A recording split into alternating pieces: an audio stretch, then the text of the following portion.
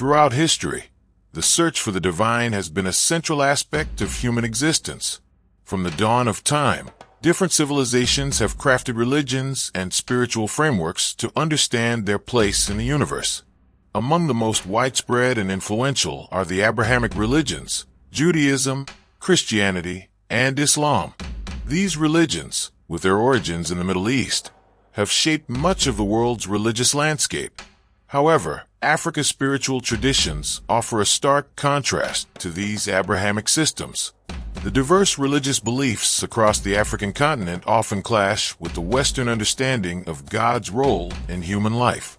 Unfortunately, this disparity is often misunderstood and distorted by stereotypes and biases perpetuated by the West.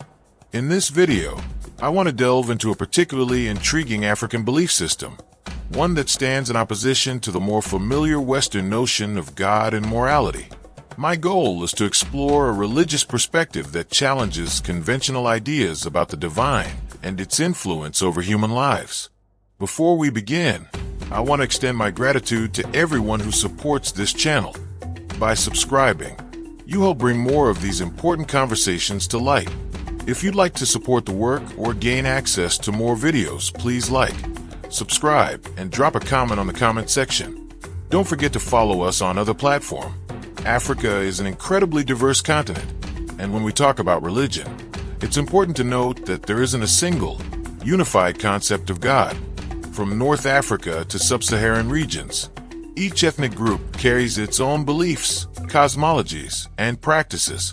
This diversity means that African religion is a broad term, encompassing many different ways of understanding the divine.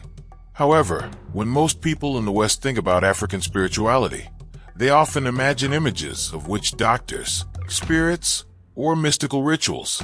This reductionist view fails to capture the depth and complexity of African belief systems.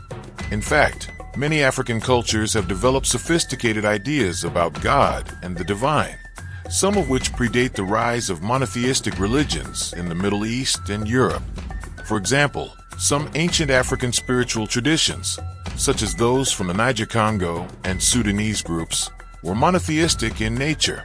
They believed in a single, supreme God long before the idea took root in the Middle East or Europe. Scholars suggest that this concept of one God existed thousands of years ago, making Africa one of the earliest centers of monotheistic thought. But here's the catch. Africa's religious diversity means there isn't one unified approach to understanding God.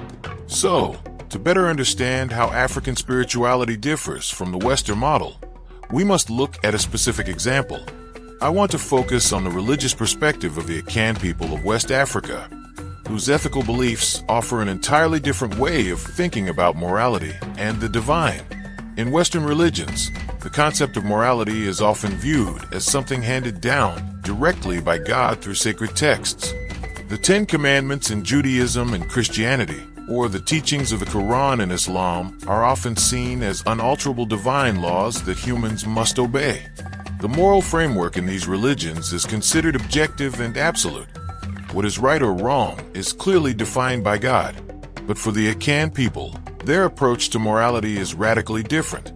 According to David Fisher in his book African Founders, the Akan don't see morality as something dictated by a divine authority.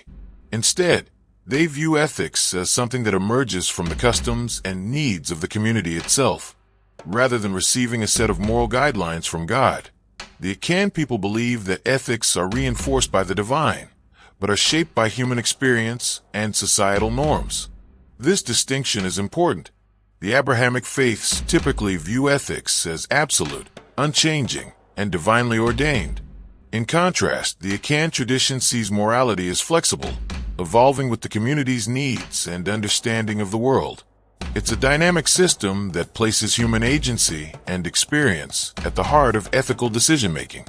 Fisher's research on the Akan's ethical system reveals something profound about the way they understand the role of God in human life. The divine, for the Akan, isn't a distant figure issuing commands from on high. Instead, the gods are seen as integral to the human experience, reinforcing moral principles that arise from the community's collective needs.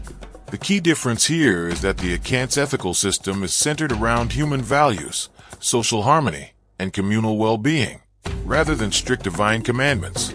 This is a perspective that challenges the Western assumption that morality is fixed and comes from an objective, external authority. The fluidity of African ethics, particularly within the Akan worldview, invites us to rethink the way we understand morality in the modern world. Now, you might wonder, what are the implications of this different approach? Is it better to have an unchanging set of rules handed down by God? Or is it more beneficial to allow morality to adapt and grow with society? This is where the conversation gets interesting. Both systems have their strengths and weaknesses. For instance, the Abrahamic system offers a clear and stable moral framework, which can be comforting in times of uncertainty. On the other hand, the Akan approach allows for a more adaptable and context-sensitive moral system, which can better reflect the complexities of human life and diverse experiences. This comparison between African and Western ethical systems is a fascinating one. It shows that there is no one-size-fits-all approach to understanding the divine or how morality should be structured. The flexibility of African spirituality offers an alternative to the rigidness of the Abrahamic traditions, giving us the chance to consider a more nuanced, human-centered way of understanding right and wrong. What do you think about this? How do you see the differences between the Western and African perspectives on ethics and the divine? I'd love to hear your thoughts in the comments. What are the benefits and challenges of each worldview? If you enjoyed this discussion and want to see more videos like this, please consider subscribe and drop a comment on the comment section.